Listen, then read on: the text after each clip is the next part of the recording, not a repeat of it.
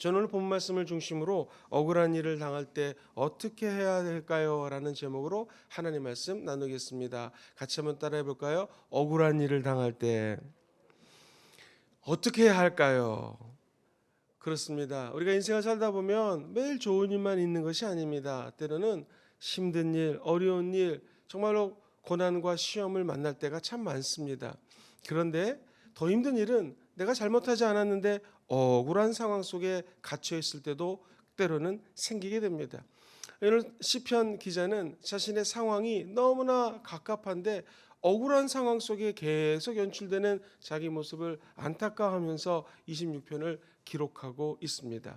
우리가 이처럼 힘든 일, 억울한 일, 내가 잘못하지도 않았을 때 당하는 시험과 고난을 당했을 때 어떻게 해야 될까요? 먼저 첫 번째로 전적으로 주님만 의지해야 됩니다. 같이 따라해 보실까요? 전적으로 주님만 의지해야 됩니다. 시작. 전적으로 주님만 의지해야 됩니다. 그렇습니다. 오늘 시편 기자는 16편 1절에 이렇게 얘기합니다. 내가 나의 완전함에 행하였사오며 흔들리지 아니하고 야훼를 어떻게 했어요? 의지하였습니다. 야훼여 나를 판단하소서. 주님께서 저를 좀 판단해 주세요. 나는 흔들리지 않고 하나님만 바라보고 하나님만 의지했습니다.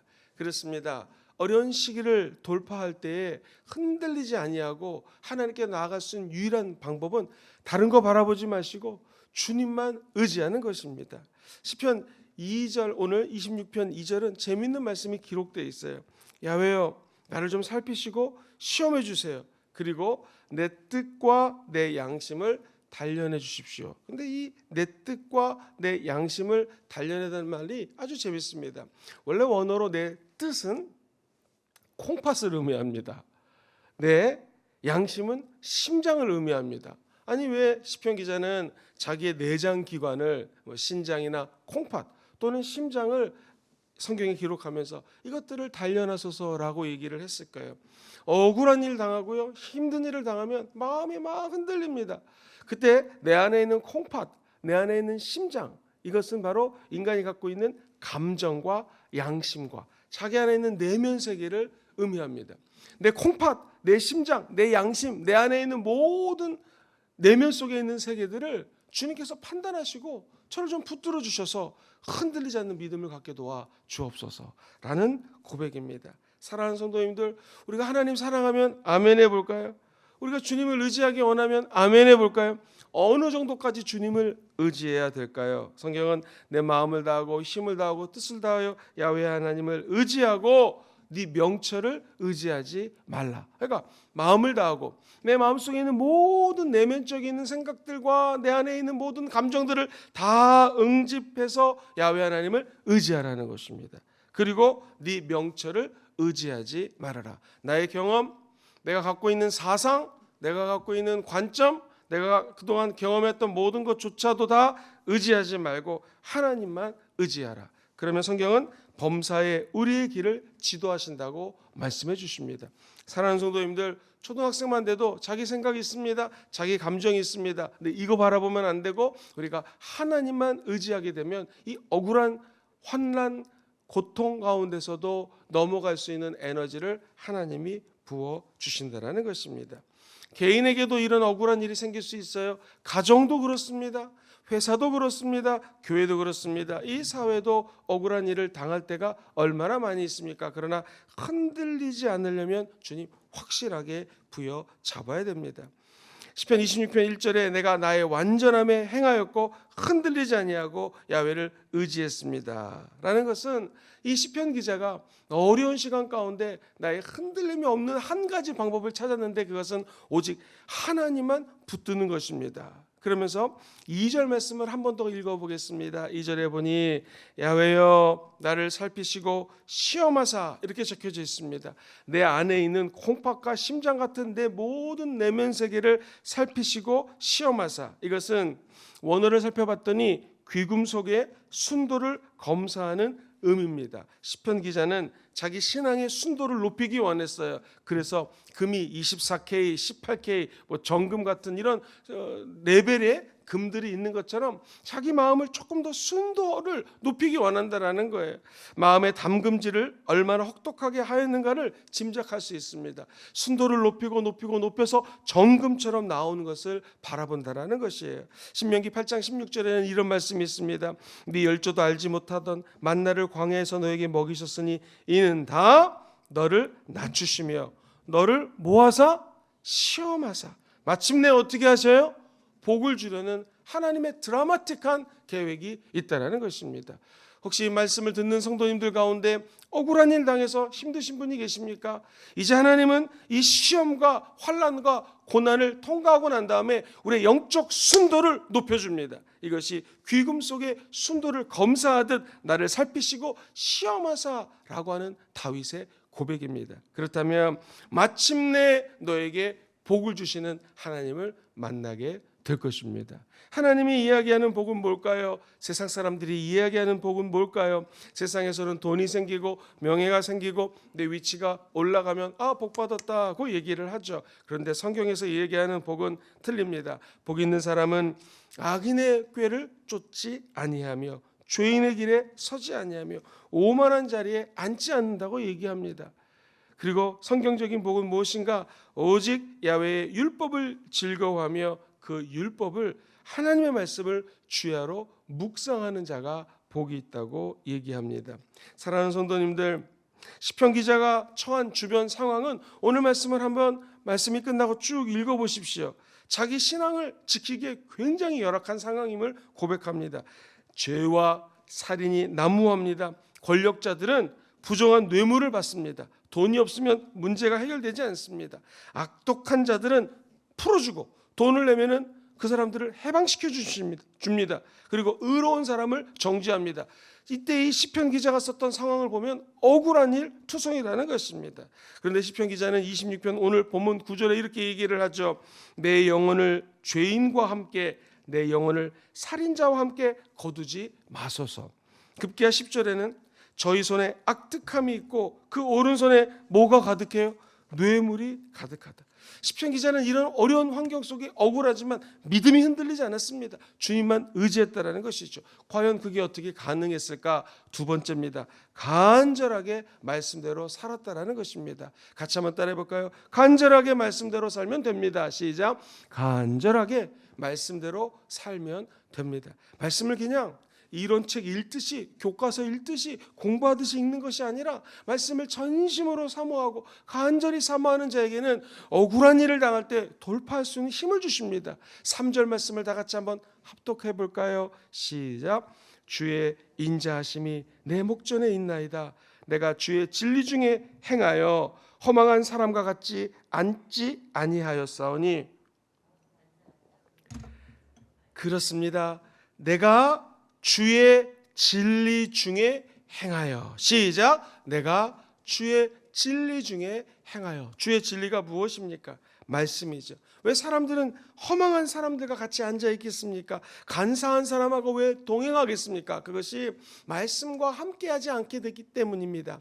사랑하는 성도님들, 성도들이 가장 좋아하는 시편 말씀 119편 97절에 보면 내가 주의 법을 어찌 그리 사랑하는지요 내가 그것을 종일 묵상하나이다.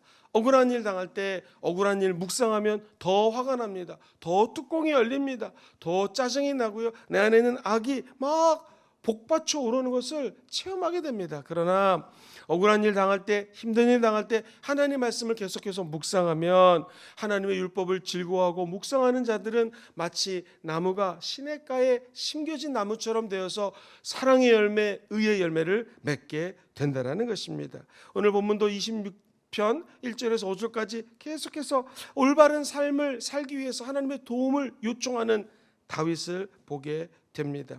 사랑하는 성도님들, 행에 어려움 당한 분 계십니까? 이럴 때일수록 말씀 읽으셔야 됩니다. 말씀 암송하셔야 됩니다. 간절히 말씀이 적혀져 있는 대로 은혜 받은 말씀대로 행해 보십시오. 그러면 억울함이 변하여 축복이 될 것입니다. 그리고 하나님과 보내는 시간을 늘리셔야 됩니다. 기도 시간을 늘리면 억울한 일 당할 때 오히려 하나님은 그 사람의 억울함을 보호하시고 합력하여 선을 이루어 주실 것입니다. 왜 그럴까요?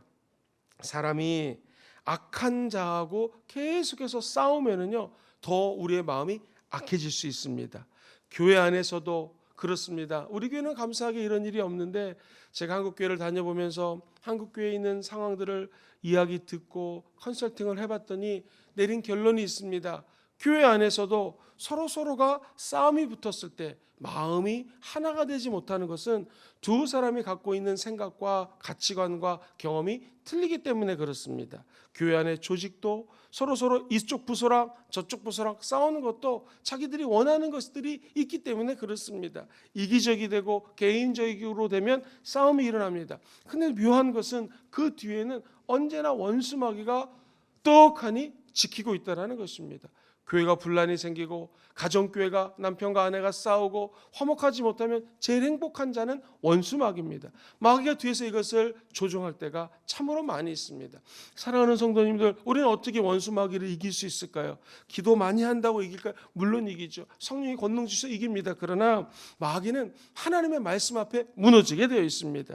예수 그리스도를 원수마귀가 조롱하고 시험할 때에 예수님은 신명기 말씀을 들이대며 사람이 떡으로만 살 것이 아니라 하나님 입에서 나오는 말씀으로 산다고 말씀을 선포합니다. 그때 원수마귀가 떠나가게 된다는 것입니다. 너는 하나님을 시험하지 말라, 하나님만을 경외하라 말씀을 선포할 때 귀신이 떠나가는 것입니다. 사랑하는 성도님들, 우리 입술에 말씀이 늘 담겨져 있으면 어떠한 원수마귀가 억울한 일을 가지고 다가오고 싸움을 가지고 다가오고 미워하는 마음을 가져오고 시기 질투 분내는 마음들을 갖고 올 때에 승리할 수 있는 유일한 비결은 하나님의 말씀밖에 없습니다. 사람들이 하시는 말들, 그리고 주변에서 들리는 말들 신경 쓰지 마시고 너무 듣지 마시고 하나님 말씀을 주목하시게 되기를 주의 이름으로 축원드립니다. 적어도 다윗은 오늘 말씀을 보니 내가 주의 말씀 가운데 진리 가운데 행하겠습니다 라고 고백합니다. 이 고백이 저와 여러분들이 고백됐으면 참 좋겠습니다. 마지막 세 번째입니다. 억울한 일 당할 때 어떻게 해야 될까요? 그것은 진심으로 교회를 사랑하면 됩니다. 같이 해보실까요? 시작. 진심으로 교회를 사랑해야 됩니다. 우리 다 같이 오늘 8절 말씀을 큰 소리로 읽어보겠습니다. 시작. 야훼여, 내가 주의 계신 집과 주의 영광이 거하는 곳을 사랑하오니. 다윗이 고백했던 것은 하나님이 계신 집이라고 얘기합니다. 성소죠. 주의 영광이 거하는 곳이 어디입니까? 바로 이 교회라는 것입니다. 물론 가정교회도 교회고 우리 눈에 보이는 이 가시적인 순복음 금종교회도 교회입니다. 이것은 왜 특별한 곳인가? 성령이 임재하는 곳입니다. 우리 안에 성령을 모시고 성소되었다면 내 안에도 성령이 임재하는 교회입니다. 우리는 하나님을 마음을 다하고 뜻을 다하고 힘을 다하여 목숨을 다하여 사랑한다는 것, 결국 교회 사랑입니다. 이웃을 내 몸과 같이 사랑한다. 내 안에 성소가 있기 때문에 내 몸을 성령이 거하는 성전을 사랑해야 된다는 것이죠. 그 다음에 이웃을 사랑할 수 있는 것입니다. 가만히 사람들의 삶을 살펴보면 어려서부터 신앙을 가지고 믿음 안에서 말씀으로 기도로 양육된 사람들은 믿음이 견고한 것을 보게 됩니다. 억울한 일 당해도 덜 흔들려요. 안 흔들리는 건 아니지만 어려서부터 말씀 가지고 기도로 자란 아이들은 덜 흔들립니다. 왜 그럴까요? 사무엘처럼 훈련받고 자란 사람들, 다니엘처럼 시련과 환난을 이기며 성장한 사람들, 요셉처럼 사랑받고 자랐던 사람들, 에스더처럼 잘 양육받아서 국가적인 위기에 크게 쓰임받은 사람들의 공통점이 있습니다. 그것은 우리 다음 세대들을 말씀으로 기도로 양육해야 된다는 것입니다. 그러면서 우리 다음 세대들이 자라나는 젊은 세대들이 교회를 사랑할 수 있도록 우리 부모님들이 애쓰고 힘써서 가르쳐야 된다는 것입니다. 왜 그럴까요? 주의 계신 집, 교회입니다. 주의 영광이 거하는 곳, 하나님의 성전입니다. 하나님의 임재가 있는 것입니다. 다윗이 사랑했던 것은 술 먹는 자리, 나를 박수 쳐주고 환영해주는 왕이여 높이는 자리, 그리고 내가 가서 무엇을 얻을 수 있는 자리를 사모했던 것이 아니라 하나님이 거하는 임재하는 성소를 사랑했다는 것입니다. 그러면 모든 것들이 합력하여 선을 이루게 될 것입니다. 이 시편, 시를 쓰는 사람들은 대꾸절이라고 해서 대꾸를 많이 씁니다. 대립되는 말들을 많이 사용하죠. 오늘 본문도 미워하는 것이 나타나고 사랑하는 것이 나타납니다. 오늘 5절에 보니 내가 행악자의 집회를 미워한다고 그랬습니다. 악한 자들이 모여있는 집회를 미워해요. 술 먹으러 갑시다. 그런 자리 미워합니다. 세상 나쁜 짓 하러 갑시다. 음란한 짓 하러 갑시다. 이런 자리 미워한다라는 거예요. 다윗이 사랑했던 것은 무엇입니까? 주의 계신 집, 하나님이 임재하는 성소를 사랑했습니다 라고 8절은 기록하는 것입니다. 사랑하는 성도님들, 우리가 미워할 것을 미워하고 사랑할 것을 사랑하는 성도들 되시기를 주의 이름으로 축원드립니다. 사랑할 것은 누구보다도 내가 하나님을 사랑하기 때문에 성령이 임재하는 성전을 사랑합니다. 이 고백 가지고 천국까지 가시게 되기를 주의 이름으로 축원드립니다. 사도행전 2장 46절 말씀 같이 한번 읽어보겠습니다. 시작. 날마다 성전에 모이기를 힘쓰고 집에서 떡을 떼며 기쁨과 순전한 마음으로 음식을 먹었습니다. 날마다 마음을 같이하여 성전에 모이기를 힘썼던 교회가 초대교회입니다. 우리도 이런 교회가 이런 교회가 되기를 꿈꾸며 나아가게 되기를 주의 이름으로 축원합니다. 우리 다 같이 1번, 2번, 3번 포인트를 같이 한번 큰 소리로 읽어보겠습니다. 억울한 일 당할 때 어떻게 해야 될까요? 첫 번째 시작. 전적으로 주님만 의지해야 됩니다. 두 번째 시작. 간절하게 그렇습니다. 자, 세 번째입니다. 시작. 진심으로 교회를 사랑해야 됩니다. 오늘 이 세 가지 말씀 가지고 이 땅에서 승리한 여러분 되시기를 주의 이름으로 축원드립니다.